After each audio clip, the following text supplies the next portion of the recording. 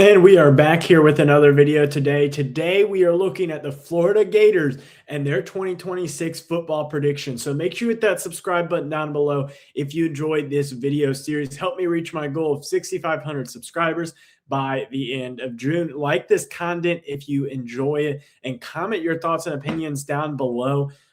As always, let me know what you think Florida's going to do this season, how you think that John Summerall is going to do in his first year at the head coaching position there in the Swamp. So make sure you hit that subscribe button, like button, comment your thoughts and opinions down below as we get into today's video. Let's go. So looking at John Summerall and his track record, I know we need to get a little bit of background before we get into the schedule. Summerall had a 23-4 record while at Troy, and then a 20-8 record at Tulane. Both stops, he was there for 2 years before moving on to the next position. And honestly, looking at Summerall's track record, I was very, very impressed. I honestly did not know all the stuff about Summerall's track record, especially at Troy, before getting into the deep dive here on Florida this year.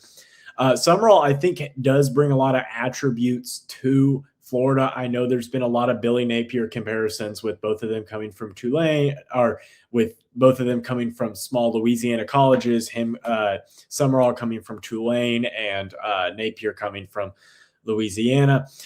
I think that it is a misrepresentation to say that these are the two same guys and that there's no difference between the two. I think that it just is a misrepresentation, and I think you're looking for a quick click if you're trying to do that, because I think these are two different guys. I think Summerall has the track record at two different schools, but he has not been there any longer than 2 years and has had success immediately in both of those stops. I think it went 11-2.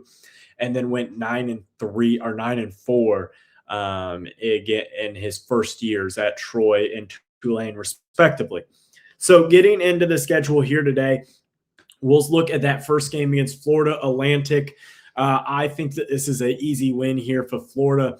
I honestly don't know too much about what Florida Atlantic looks like specifically on their offensive or defensive ends, but like as a program, Florida Atlantic is not in as good of a spot as Florida is, obviously. But at the same time, I think Florida Atlantic, you can't let this team – you can't be looking ahead to Auburn or to Ole Miss. You can't be looking ahead in the schedule. You got to stay focused on this game. So I think that it's a win here.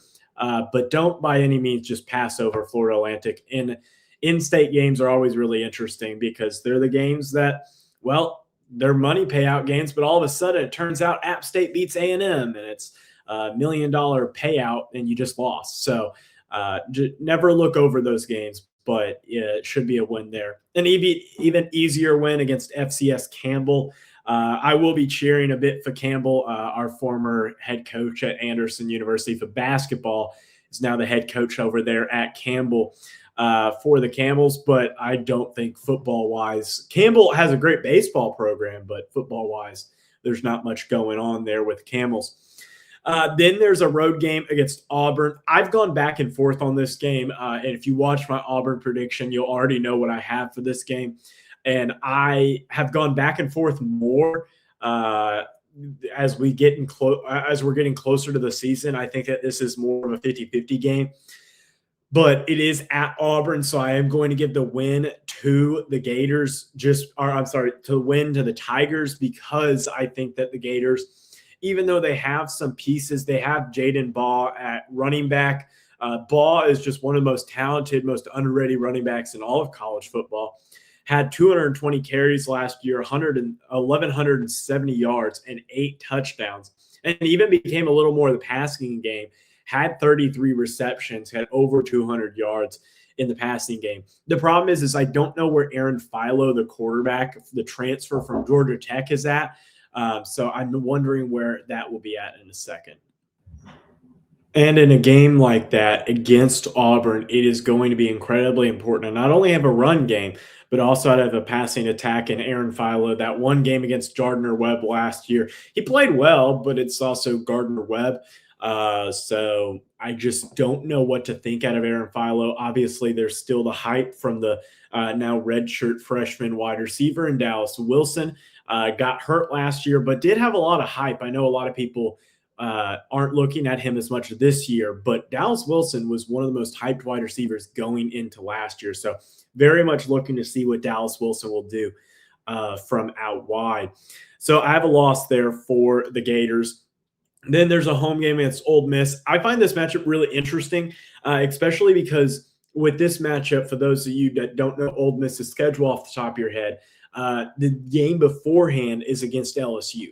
So the fact that LSU is going to be playing them the game beforehand, and let's say they get a win, this could be a very big letdown week and a possible upset scenario. So I'd like to see how Ole Miss responds. I do have Ole Miss winning this game, but I could very well see it getting into dangerous territory when it comes down to it. I think Ole Miss is in a tough spot to be able to play LSU and play Lane Kiffin, and then in the next week go on the road in the swamp. So I think that it is going to be a win for the Rebels, but a close matchup that you could see later on, that whenever we get to the game, if Ole Miss does win that game, I could very well think that Florida's in a better position, especially if they beat a team like Auburn the week before. Then there's a road game against the Missouri Tigers, a team that is vastly underrated in the SEC.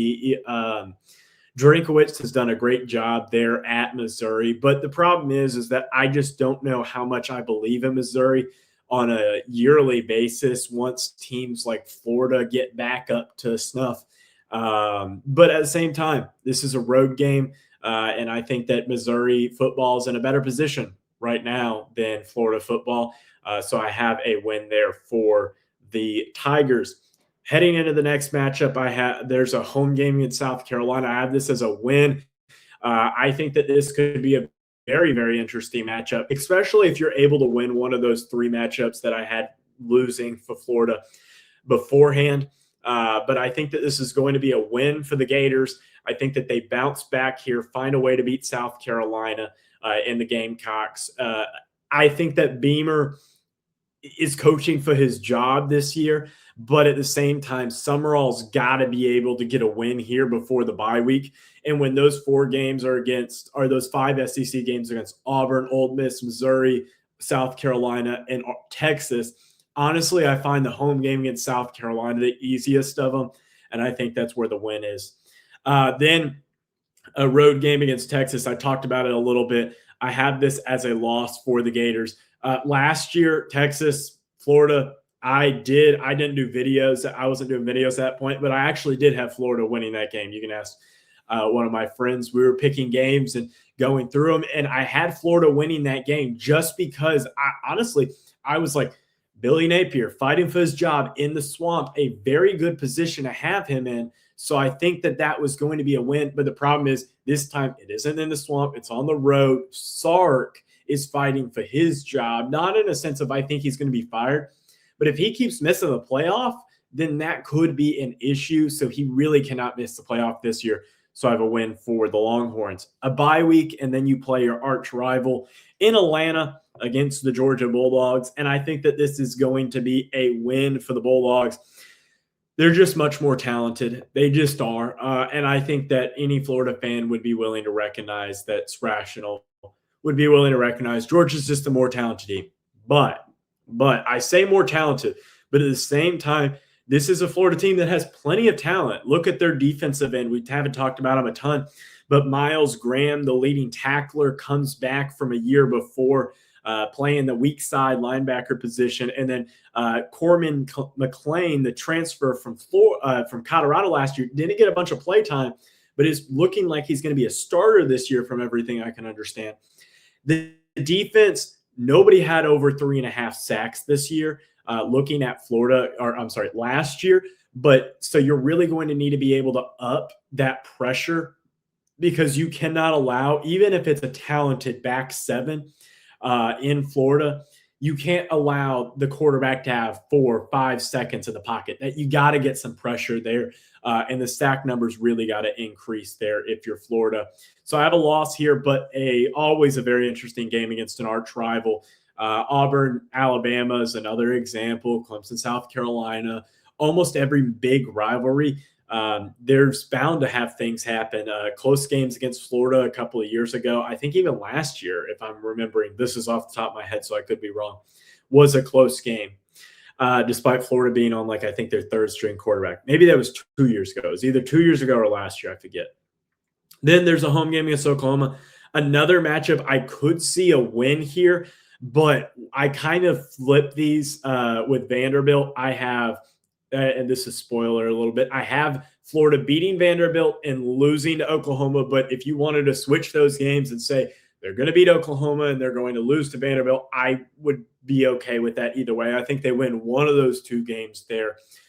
So I'm going to give the loss to what I think is a little bit better of a team in Oklahoma. And Vanderbilt has a lot of production replaced, so I'm going to give the loss there to the Gators against Oklahoma, but a win against Vanderbilt, but though that's a couple weeks down the line. Then a road game against Kentucky in between those three matchups, and I think that this is going to be a win. I think that Stein at Kentucky has a lot of promise. I think the recruits that he's brought in, especially the quarterback and Kenny Minchey, is a good recruiting class, especially from the portal. But the problem is there's a lot of issues at Kentucky that if Mark Stoops can't fix them in 1 year, then I don't think Stein is going to be able to fix them in 1 year. So I have that as a win for the Gators.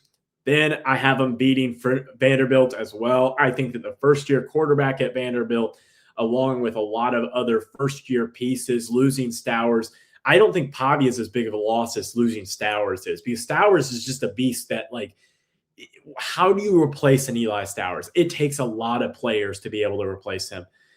So I have that as a win for the Gators. Building some more momentum at the end of the season, I have Florida beating another arch rival in Florida State. So I think that Florida finishes the season 6-6. I know that's a bit of a disappointing first year compared to where some of the high-end expectations are for Summerall. But if Summerall is getting to 6-6, making a bowl game and winning that bowl game, finishing with a winning record there in his first season, I could very, very well see this as a successful first season for John Summerall. So 6-6 with possibly winning the last 4 games on the schedule, that could build some momentum both in the recruiting class and into the portal class next year, and then finally building some momentum onto the field next year. So I think that Florida could build something here if they finish the season strong. 6-6 is my final record. As always, hit one of the 2 videos down below. It will be a podcast of all of my videos for all my college football predictions, and hit the subscribe button up here. As always, make sure you help me get to my goal of 6,500 subscribers by the end of June, and hope you guys have a great rest of your day. Bye.